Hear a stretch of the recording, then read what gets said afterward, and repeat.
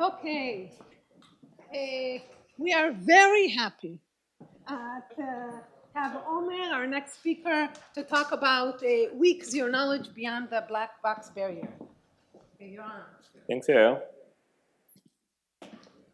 Just a second. So we are being recorded. So whatever stupid questions you make is going to be recorded.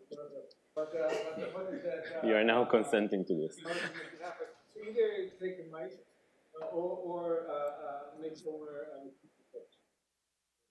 If the question is really stupid, don't take the mic. Well, I won't repeat stupid questions. Okay, so I'm going to talk about weak zero knowledge. Is there an echo or just me? Okay. I'm going to talk about weak zero knowledge beyond the black box barrier. And this is a joint work with Neil Bitansky, who is in Tel Aviv, and Dakshita Kurana, who is in Microsoft right here. Okay, so our topic today are zero knowledge protocols. Zero knowledge deserves no introduction. But let me just remind you what are these protocols, why they're so important. So in a zero knowledge protocol, we have a prover and a verifier. They share some NP statement, X. The prover also has a witness for the fact that X is really true, and it wants to convince the verifier of that. And the proof is interactive. They exchange messages back and forth until the verifier gets convinced.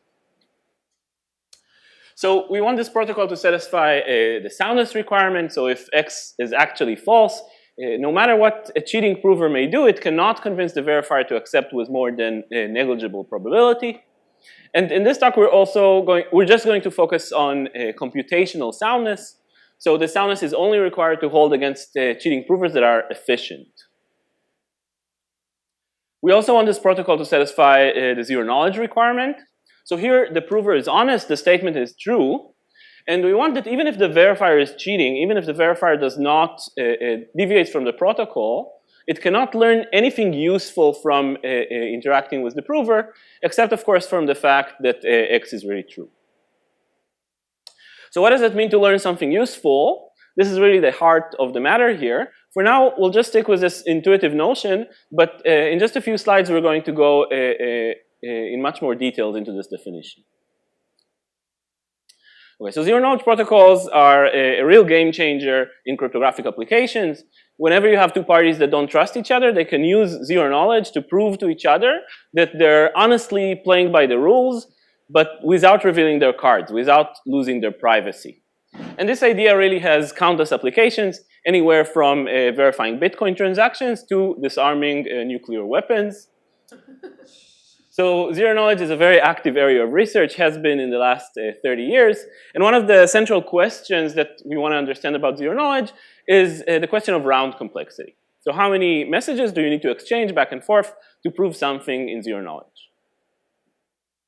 So this question, it may look innocent, but it's actually very deep. There's been a lot of really interesting work here. And still today, we don't really have a satisfying answer.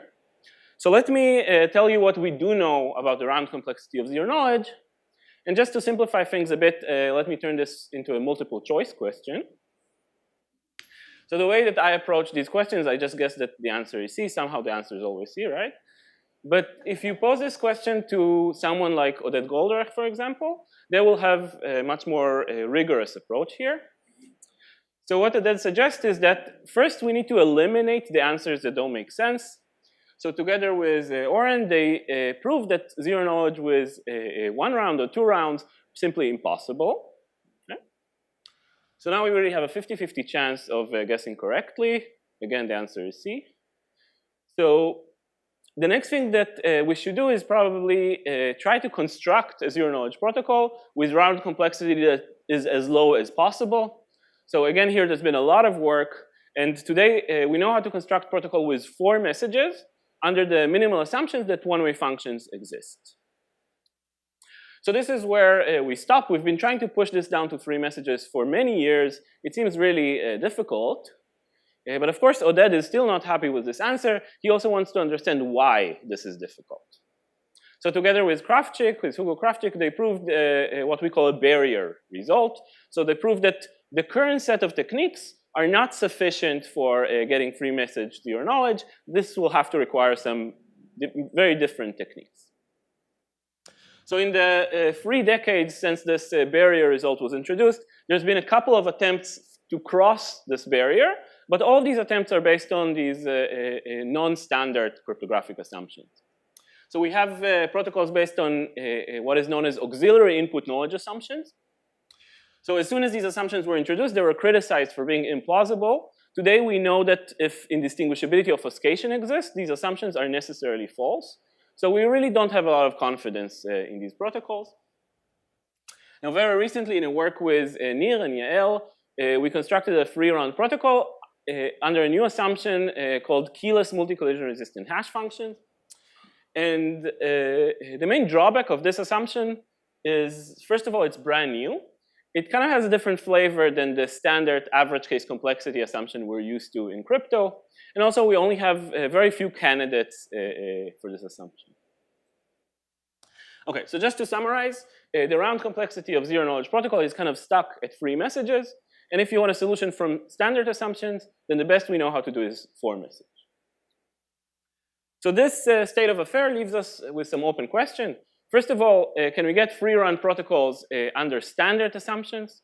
This seems to require some new ideas. And another important question that is kind of wide open, what can we do in just 2 messages, or even completely non-interactively? So we already know that full-fledged zero knowledge in this setting is impossible, but what about relaxations of zero knowledge? What is the best security that we can get here? So one of the reasons that we're really aiming towards non-interactive protocols is that these protocols kind of scale much better. For example, if I have a non-interactive proof, I can put it on the blockchain, anybody can verify it. In contrast, if my proof is interactive, I really need to give a separate proof for anyone that wants to verify. So in the second half of this crypto day, Alex and Lisa will tell you a lot more about this quest towards non-interactive proofs. Okay, so today, motivated by these 2 questions, we're going to talk about a really interesting relaxation of a zero knowledge requirement called weak zero knowledge. And we'll see that by studying this relaxation, we can make some progress on these 2 questions. Okay, so now we need to go back and delve a little deeper into definitions. We'll start with the definition of zero knowledge, and then we'll see how to relax this definition. So again, what we want is that a cheating verifier cannot learn anything useful from interacting with the prover. And by something useful, we mean anything that the verifier cannot learn just on its own, without the help of the prover. So this is the intuition. The way we formalize this is requiring that if the cheating verifier can learn some information Y, then from interacting with the prover, then there's also an efficient simulator that can learn the same information Y, or something that is at least indistinguishable from Y, without interacting with the prover, given just the statement and the code of the cheating verifier. Okay, so by indistinguishable, what I mean is that no efficient distinguisher can tell whether they're looking at the output of the cheating verifier or the output of the simulator with more than a negligible advantage. So intuitively, the role of the simulator in this definition is to capture whatever it is that the verifier can learn on its own without interacting with the prover. So here again is a definition with the order of quantifiers. For every cheating verifier, there exists a simulator. The simulator can depend on the verifier, such that for every statement and witness that we fix, no distinguisher can tell apart the real output from the simulated one. So now we're going to relax this definition by switching the order of quantifiers. Here we want that there is a single simulator that can fool every distinguisher. But in the definition of weak zero knowledge, we first fix the distinguisher, and then we require that there exists a simulator that can fool this particular distinguisher. And now the simulator can depend both on the verifier and the distinguisher. So intuitively, this is like you first telling me what it is that you're trying to learn from the proof, and then I'll give you a simulator that is able to learn the same thing, but without talking to the prover. So this definition can feel a little bit technical at first, so let's develop some more intuition by looking at a few examples for what is it that weak zero knowledge hides, also what it doesn't hide. So our first example is witness hiding. So witness hiding means that the proof should not help the cheating verifier learn a witness for the statement. So if this language is hard, if it's hard to find a witness given just the instance, then it should also be hard to find a witness after interacting with the prover. So to see why weak zero knowledge implies witness hiding, just think about a distinguisher that looks at the output of the verifier and checks whether it's a valid witness.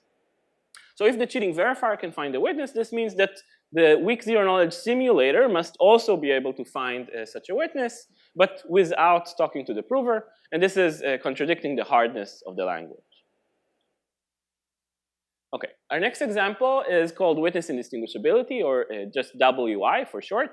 This is probably the most well-known relaxation of zero knowledge.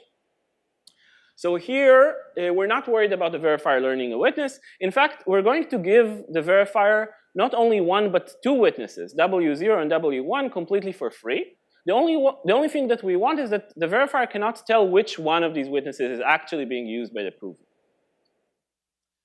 So to see why weak zero knowledge implies witness indistinguishability, think about this trivial distinguisher that gets a bit B and it just outputs B without doing anything. So now if the weak zero knowledge simulator outputs 1 with some probability, this probability is very close to the probability that the verifier outputs 1.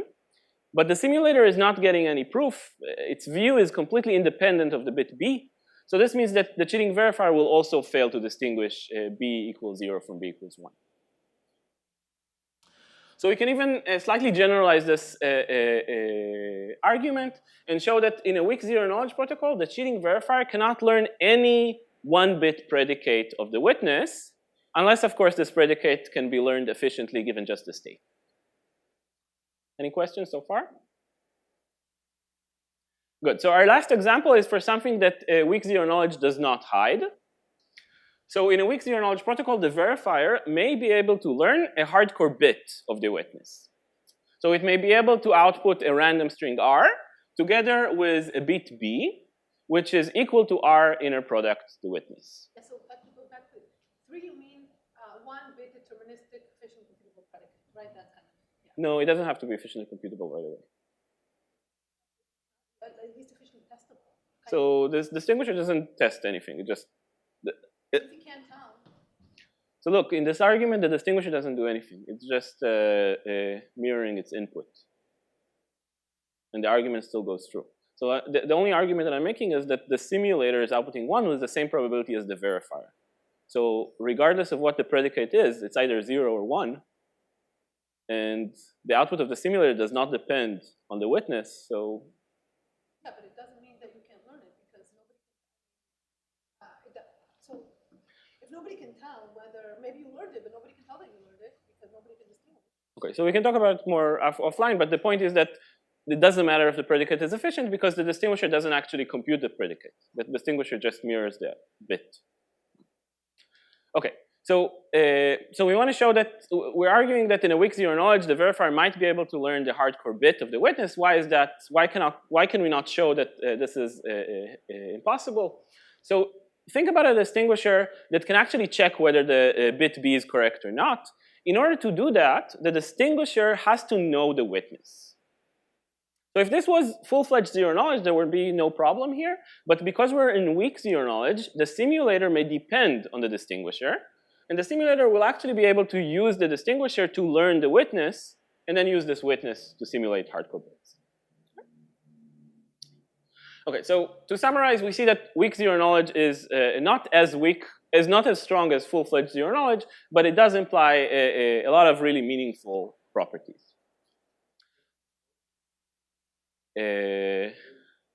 So this example shows that it composes a constant number of times, but this example shows it cannot compose even a security parameter. Okay. Good. So we have this really interesting hierarchy of relaxation now. We have zero knowledge at the top. It implies weak zero knowledge, which then implies witness indistinguishability and witness hiding. And as an exercise, you can convince yourself that witness indistinguishability and witness hiding are really incomparable to each other. Okay, so now back to the question of round complexity. What can we say about the round complexity of these notions? So if you're just interested in witness indistinguishability, then we're in pretty good shape. We have protocols under standard assumptions in 3 rounds, 2 rounds, 1 round. It all depends on the exact assumption that you're willing to make. So witness indistinguishability is extremely useful in many cases, but in some applications, it's kind of completely useless. For example, if you're trying to prove a statement that only has 1 witness, then witness indistinguishability holds vacuously. You can't hope to get something useful out of it. What about our other relaxations? So we already know that the round complexity of zero knowledge under standard assumption is not more than 4 and not less than 3. Right? And as the security of our notion gets weaker, so is our lower bound. So weak zero knowledge protocols may be possible with just 2 rounds, and witness hiding protocols may even be possible in just 1 round. What about our constructions? What about upper bounds?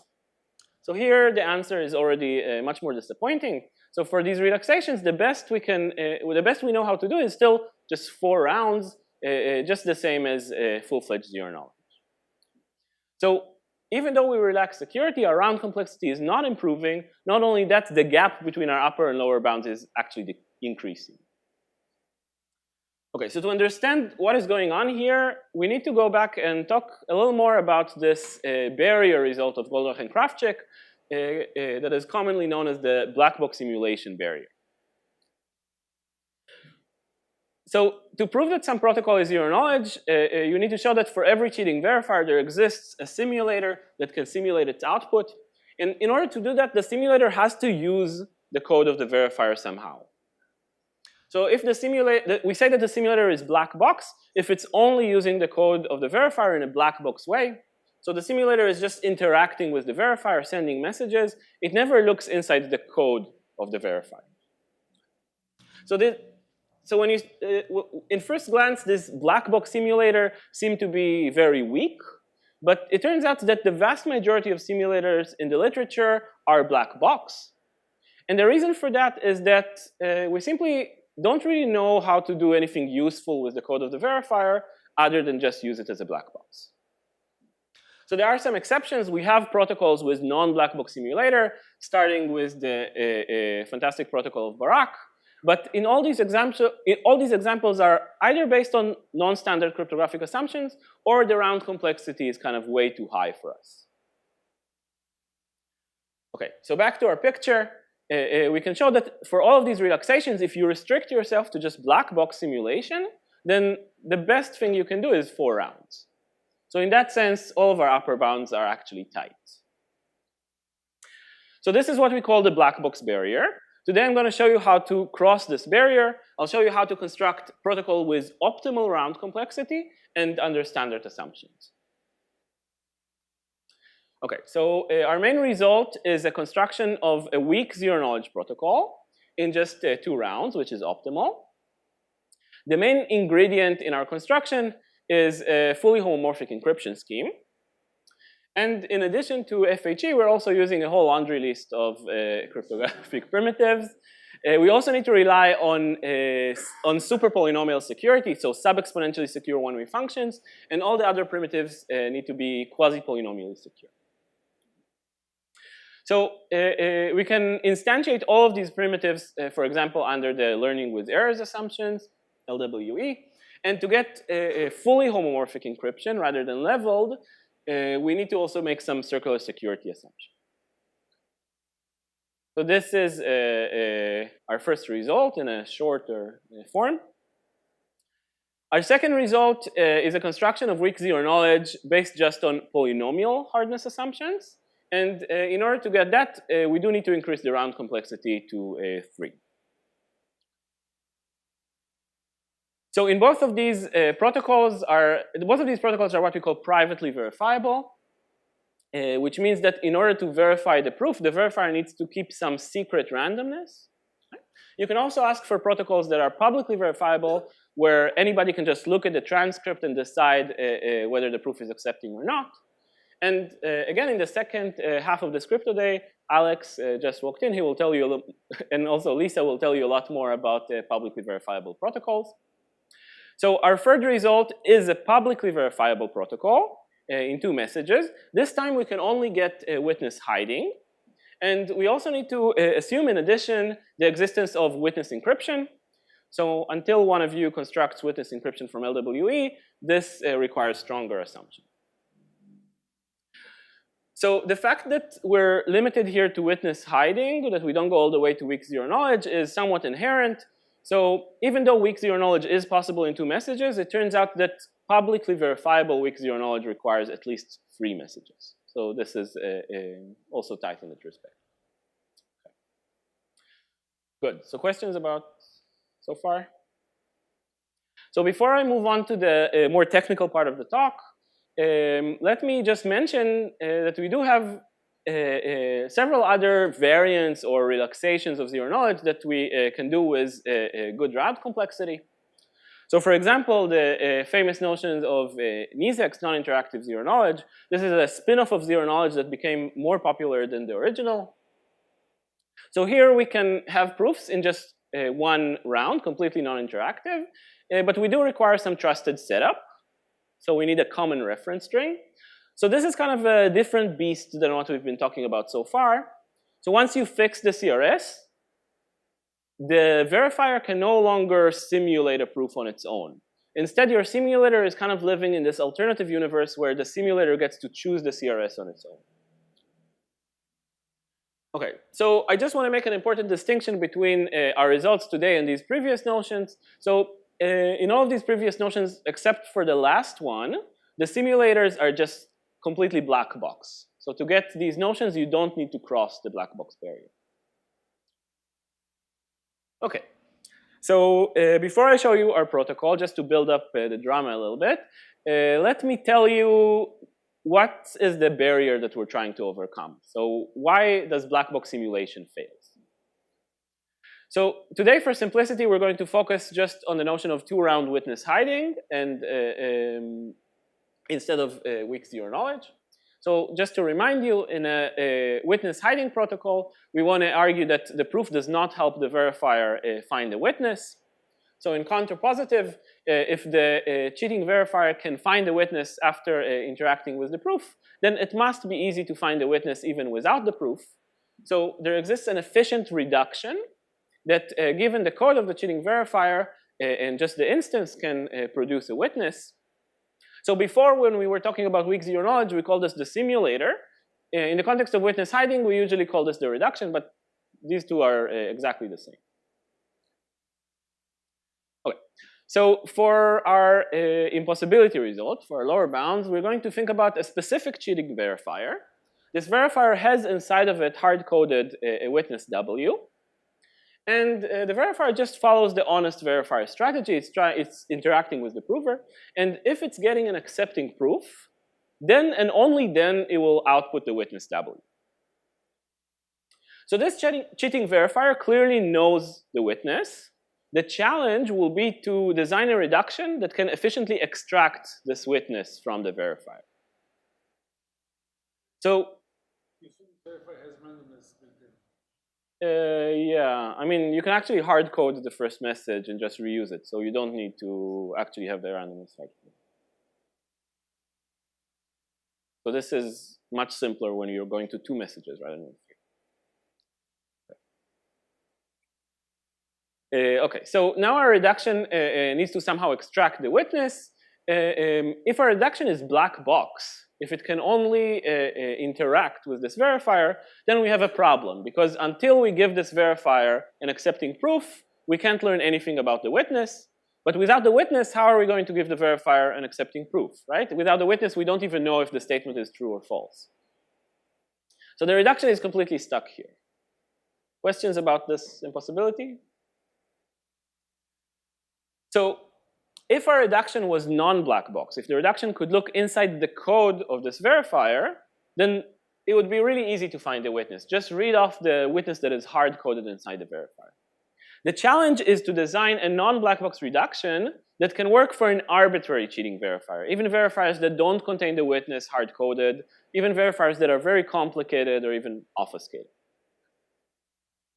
Okay, so without further ado, let me tell you how to do this. So again, I'm going to start for simplicity with the case of witness hiding, and towards the end of the talk, I'll tell you a little more about getting all the way to weak zero knowledge. So our protocol is constructed in 2 steps. In the first step, we give a protocol that is only secure against a restricted class of cheating verifier that we call explainable verifiers. And then in the second step, we give a generic compiler from security against explainable verifiers to security against arbitrary malicious verifiers. So a cheating verifier is explainable if it only sends messages that are in the support of the honest verifier message distribution. So if the explainable verifier is sending some message, there must exist some random tape for the honest verifier that would explain this message. Okay, so before semi-malicious in the MPC literature. Good question. Not exactly. So to answer Yael's question and also to put this notion of explainable verifiers in some context, so this idea of first designing a protocol that is secure against verifiers that are well-behaved in some sense, and then compiling this to full security, this is a very old idea. It goes all the way back to the GMW compiler from semi-honest to malicious security. And then follow-up works also introduced a compiler from a notion of semi-malicious adversaries. And now our compiler of explainable to malicious can be seen as a next step in this line. So why do we need yet another compiler? The reason is that our compiler can fit into a protocol with just 2 messages. In fact, our compiler is not going to increase the round complexity of the protocol at all. So for those of you who are familiar with this compiler of GMW, let me say a few more words about this. So the GMW compiler looks roughly like this. It has a coin flipping protocol in the beginning to make sure that the cheating verifier is really using a good randomness. And then for every message M that the cheating verifier is sending, it also needs to provide a proof of knowledge that its message is consistent with R. So the main problem with this compiler is that it has way too many rounds.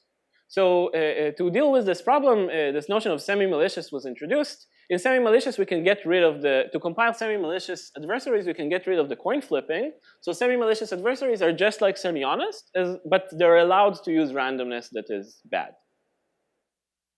So now we're taking this a step forward. When we compile explainable verifiers, we don't even need to give a proof of knowledge. We can just give a proof that is sound.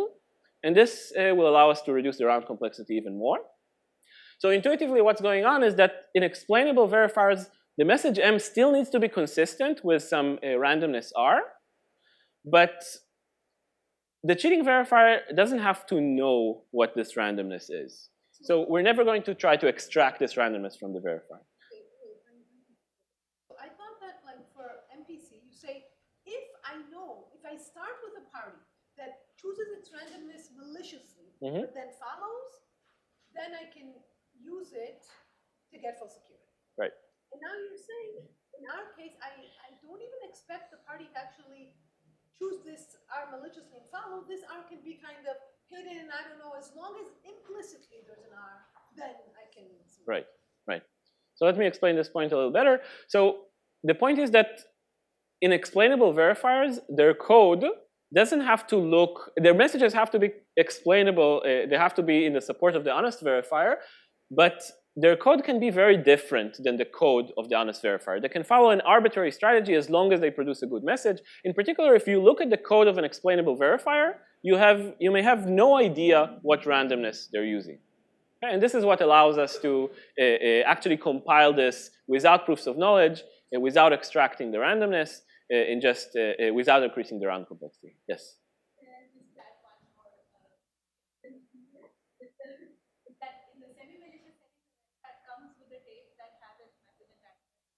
Right. Okay, so now I need to repeat the Cheetah's explanation for the recording. So in semi-malicious,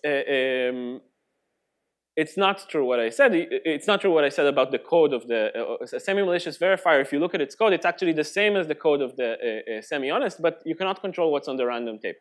On the other hand, if you look at this code, you can just see the randomness written there on the random tape. Explainable verifiers have arbitrary code. They may not have the randomness for the honest verifier hard-coded. It may be very hard to extract it, but we're never going to extract it. Our protocol is going to I think in the semi-malicious, there's also, it's not of knowledge, but you don't need it because it's written. Does the existence of an anonymous verifier have to be constructive? Does the explainable verifier has to produce an anonymous verifier that will do that or not? No, just they need to exist one. Okay. It's not going to be an issue when you're going to compile a malicious verifier. The malicious verifier is basically going to prove that it's behaving in an explainable way. And the fact that we don't need to show that there is an explicit verifier, the fact that we just need to show that there exists good randomness is going to help us compile. So basically, constructing a protocol against explainable verifiers is harder than constructing a protocol against semi-honest verifiers, but they're easier to compile. Good. So, so let me tell you how to construct a two-round protocol that is witness hiding against explainable verifiers. So we have until 12:15. Okay. Okay. So I'm going to explain this protocol in a sequence of many small steps. So if you lose me at any point, just stop me immediately with a question. Don't wait. And fair warning, there is going to be a quiz in the end. Okay. So we have our verifier and prover and statement X. The verifier will start by picking some random string T. And it's going to send a commitment to the bit 1 using the string T as randomness. So this string T is what we call the trapdoor. So if you know the trapdoor, you will be able to prove any statement, whether it's true or false. So it's very important for soundness that we're going to keep this trapdoor hidden. So really the only reason that we even introduce a trapdoor into our protocol is to help us prove witness hiding, help us build a reduction. Okay, so now it's the prover's turn to speak. The prover will give us a witness indistinguishable proof, WI proof, that either X is an L, either X is true, or the commitment is really a commitment to 1 rather than 0. So to prove the statement, you either need the witness W for X, or you need the randomness for the commitment, the trapdoor T.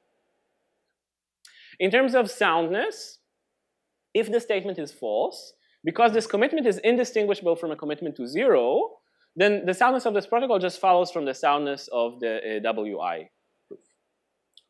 Good. Okay, so we're not done with the protocol yet. Actually, we're just getting started. But let me already jump ahead to the security reduction so I can explain what is going on here. So remember, what we need to prove is that if there is a cheating verifier that can find a witness after interacting with the prover, then there's also a reduction that can find this witness without talking to the prover. So our reduction will just emulate this cheating verifier, and it will interact with it. It will pretend to be the prover. But of course, unlike the honest prover, the reduction does not have the witness. It's trying to find the witness. So in order to provide this WI proof, the reduction will somehow need to put its hands on the trapdoor T.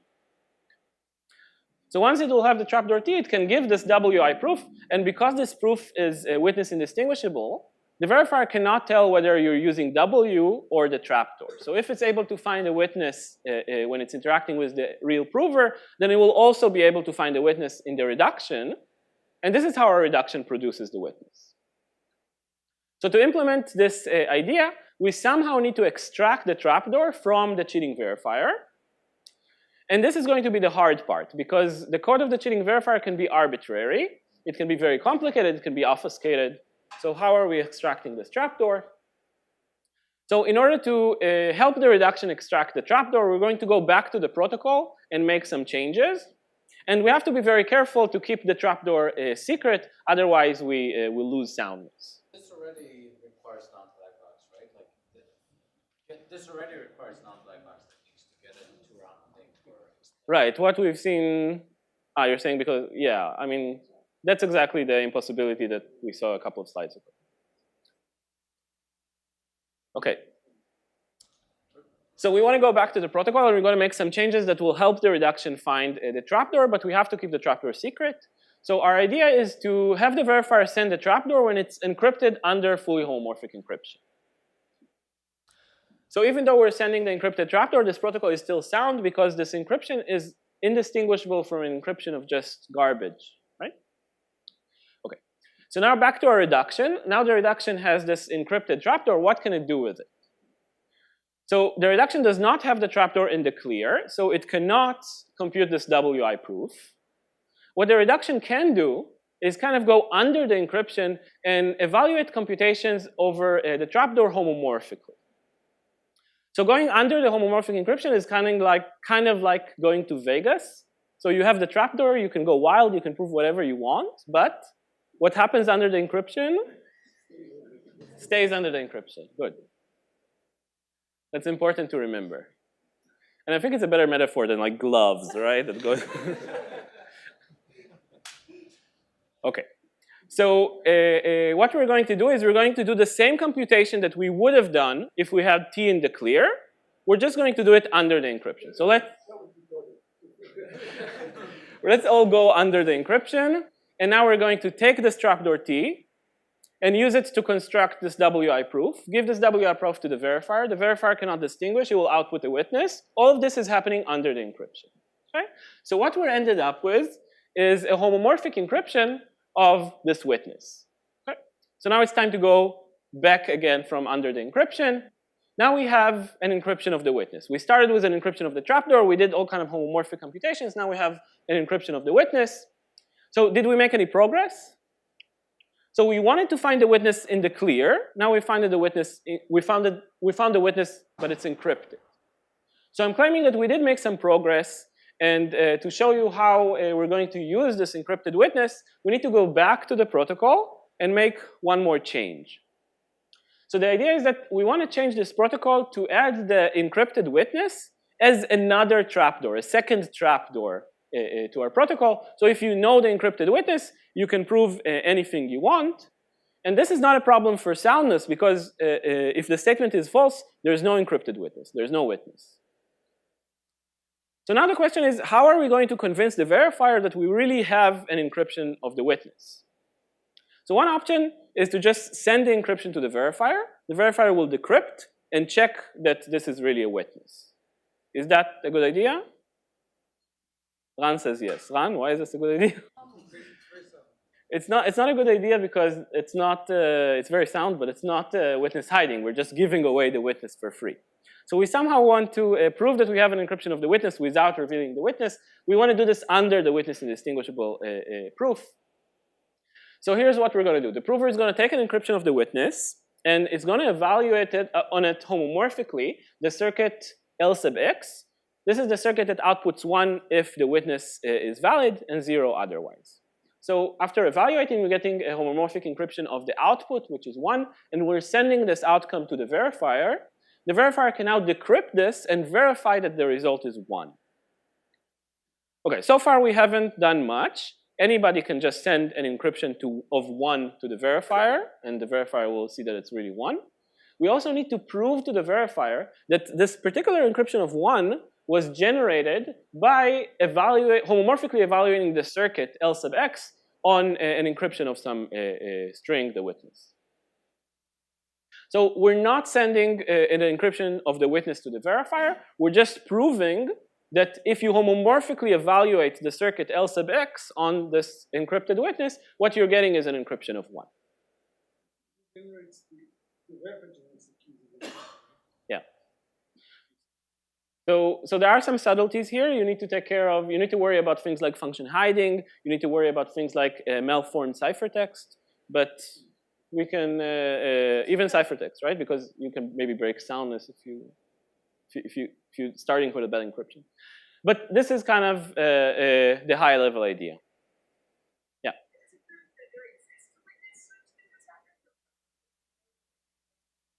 So this is a proof that there exists a witness.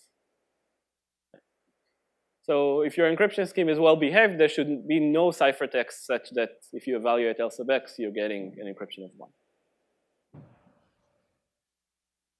Okay, good.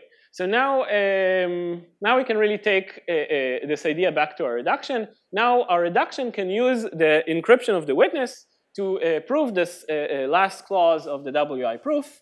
And again, the verifier cannot tell the difference. It will output the witness. This time, everything happens in the clear. So now we have the witness, and we're done.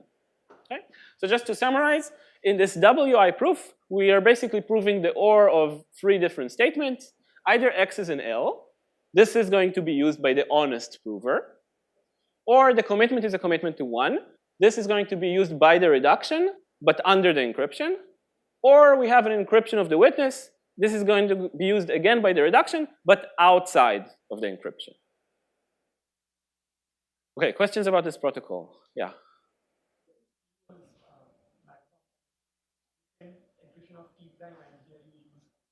Excellent question. Good. So what if the verifier just sends a commitment to 0? Or maybe it sends a commitment to 1, but using randomness that is not the same randomness that is encrypted in the homomorphic encryption. None of these ideas work. Remember that we're just trying to construct a protocol against explainable verifiers. So the honest verifier will send things that look like this. So the cheating verifier also needs to send things that look like this, but they can be computed in an arbitrary way. So this is where we use explainability. Great, thank you.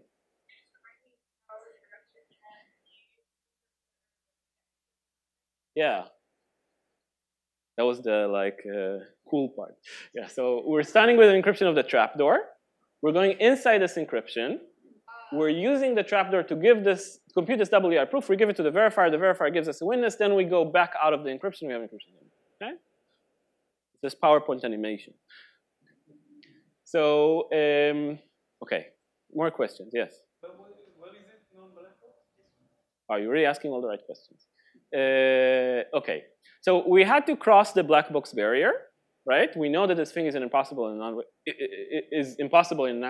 the reduction cannot use the verifier in a black box way, so we must be using the code of the verifier in some non-black box way. But where are we doing that? So can anybody tell me? I'll reflect the question back to you. Did anyone notice when we use the code of the verifier? Okay, we're back to this part of the animation. To go from T to W, we need to homomorphically evaluate the following computation. The computation that computes the WI and then evaluates the code of the witness on this encryption. So the code of the verifier on this WI message to get the witness. So we're basically homomorphically evaluating the verifier's functionality under the encryption. If we only had a black box, we can never evaluate this black box homomorphically on a ciphertext. We actually need to know the description of the verifier. And this is the one and only non-black box step in this reduction. More questions? Okay. So now it's time for a quiz. So you can relax. If you understood the construction, you have nothing to worry about. Yes, more questions. So more generally, yeah? would you say that this is fully homomorphic encryption is a black box way to build a non-black box protocol? I would never say that. No, I just didn't understand what it means, but. It seems like fully homomorphic encryption was kind of designed to do these things. Now, how you say it, it's kind of. Sure. I mean, it makes this idea look good, right? So here's what I would say. Homomorphic encryption gives you a technique for leveraging the fact that you have the code of the verifier, because it allows you to do things that you can only do with the code of the verifier, and that's exactly what we're leveraging here. But thanks. So the quiz. Okay, so you already asked most of the questions in the quiz. How do we cross the black box barrier? This was asked. You already know that. Where do we use explainability? Was asked. Okay, why are we stuck at witness hiding? Why can't we use the same ideas to get weak zero knowledge, even full-fledged zero knowledge? Nobody asked. So why is that?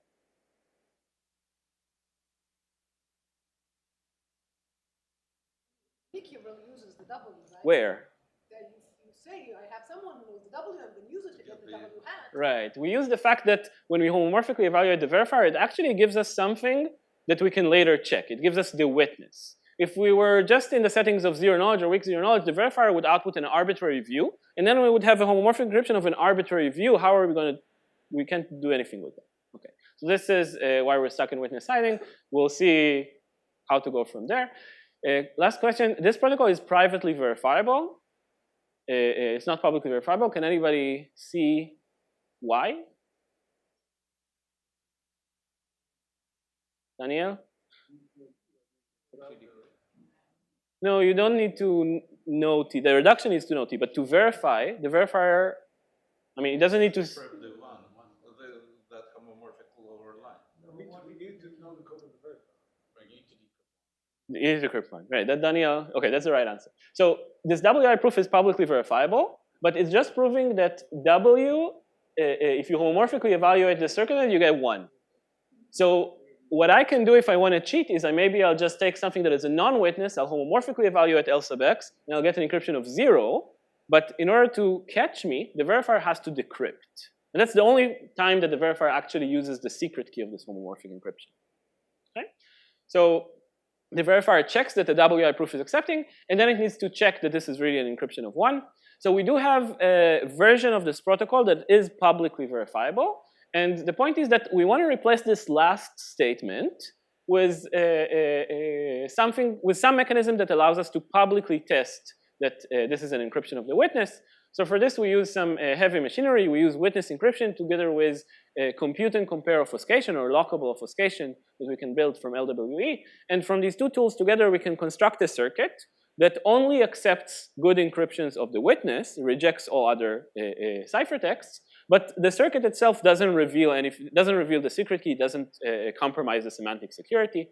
I'm not going to discuss this, but this is a way of turning this protocol into a publicly verifiable. Okay. Let me add a question because you were so good in predicting the questions. Why do we need fully homomorphic encryption rather than leveled homomorphic encryption?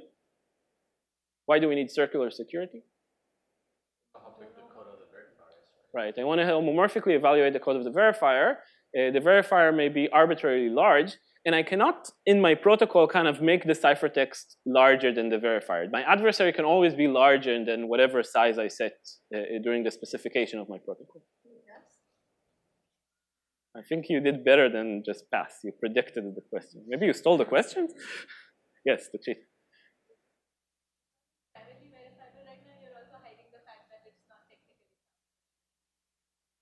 I'm hiding it, but I'm going to get to it, so it's okay. I'm hiding some details, yeah. Okay, so not only, I don't need to repeat the questions because they're written on the slide. Okay, good. So in the time we have left, let me give you some high-level ideas of how to go from a witness hiding to weak zero knowledge. So I'm going to start with an idea that seems disconnected, and towards the end, I'm going to connect these two together.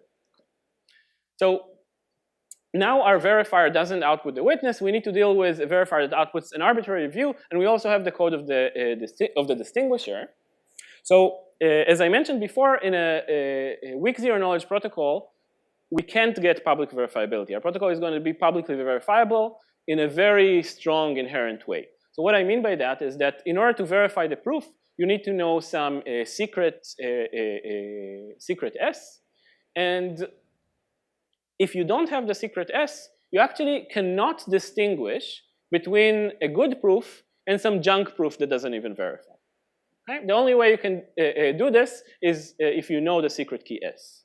So what I mean by that is that we can take any verifier and distinguisher that together can distinguish between a good proof and a bad proof, and we can actually extract from them the secret S. Okay? And the secret S, once you know the secret, you can break soundness, you can simulate, you can do whatever you want. So this blueprint, we can instantiate it using a primitive called random self-reducible encryption. I'm not going to go into the details, but the high-level idea in a random self-reducible encryption, if you can distinguish random encryptions of 1 from 0, then you have to know the secret key, or you can decrypt arbitrary ciphertext. I can actually extract the secret key from you. So just imagine that we encrypt the entire proof with random self-reducible encryption.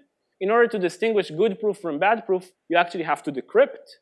And if you decrypt, I can extract from you the secret of the encryption, or I can use you to decrypt arbitrary things and learn S. Okay. Wait, what you're saying is, you're saying if you give the WI encrypted, then it becomes weak. So that's not what I'm saying. That's not actually how we do it. I'm just saying that the first step towards getting weak zero knowledge. This is a general blueprint. Exactly. And we build such a protocol based on random self-reducible encryption. Okay, I'm not telling you exactly how, but think in your mind, just encrypt the encrypt everything under random self-reducible encryption. So in order to check, you have to decrypt, at least. That means you have to know the secret. So now we're going to use this blueprint to build a simulator. And I'm claiming that there is a really natural way of simulating here. So there are two options. Either the verifier and distinguisher don't actually distinguish between good proofs and bad proofs. This means that simulation is very easy. I can just simulate by giving a bad proof. On the other hand, if the verifier and distinguisher can distinguish, this means that they have to know the secret key. Let me use them to extract the secret key, and then I can use the secret key to break the soundness to simulate. Okay? This is my blueprint. The only problem here is that even in order to check whether this verifier and distinguisher can distinguish bad proofs from good proofs, I need to be able to generate good proofs. Right? If I cannot generate a good proof, then I don't even have a starting point. But if I can already generate good proofs, I'm done. You know, then I can simulate. No need to continue. So how am I going to generate these good proofs to distinguish them from bad? Here we're going to go back and use our ideas from our witness hiding protocol. So what I do have is the encrypted trapdoor in our protocol. Now what I can do is I can go under this encryption. And under this encryption, I have the trapdoor. I can generate good proofs, or I can generate bad proofs and distinguish them. And I can run this whole extraction procedure homomorphically under the encryption. What I will get is an encryption of the secret. Okay? So now once I have an encryption of the secret, I will just use the same techniques that we saw in the previous slide and add this encryption as an additional trapdoor to our protocol. Okay? Good. So questions about this? This is just the high-level idea.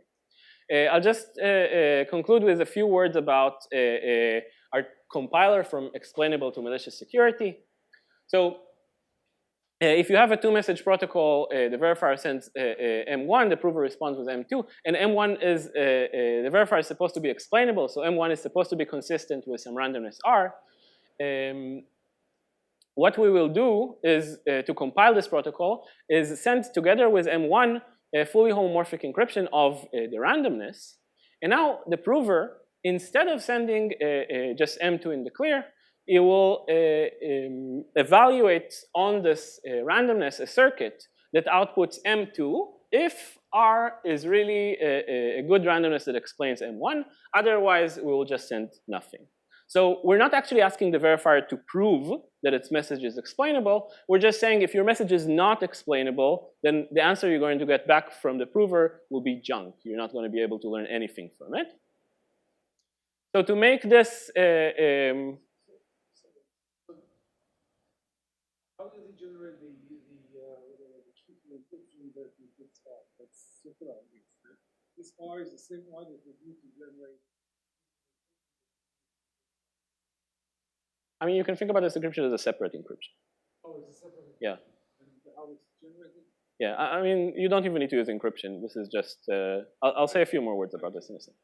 It will become more clear. No circular.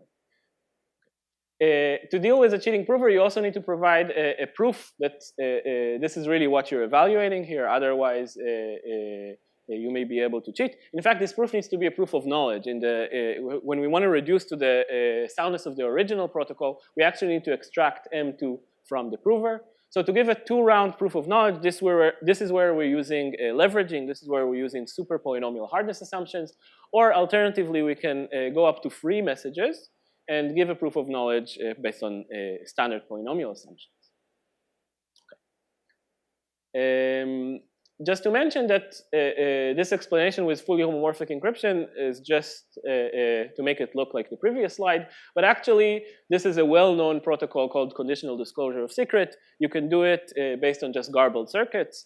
The point is that this encryption doesn't need to be compact. It could be as long as the messages or the randomness. Good, so I just conclude with some future directions. So the first question that I mentioned in the beginning of the talk what is the best security that you can get in just two messages or even non-interactively. I think that even coming up with new notions of security or understanding the limits of the existing notions is a really fascinating question. Another place that you can take this is towards secure computation, secure two-party computation. This is like zero knowledge on steroids in the sense that your simulation has to do a lot more. It actually has to extract the input from the verifier. So secure computation is different than zero knowledge in the sense that the verifier also has some input, not just the prover. So simulation becomes much more challenging. And that's it. Thank you.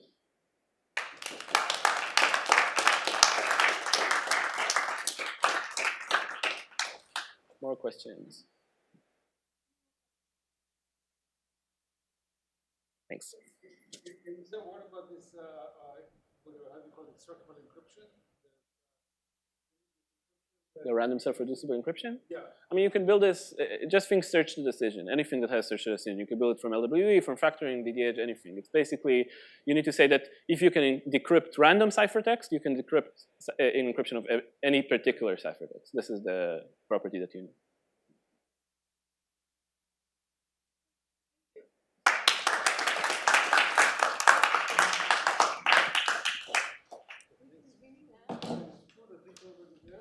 Hopefully we can be in at 1:30. Yeah.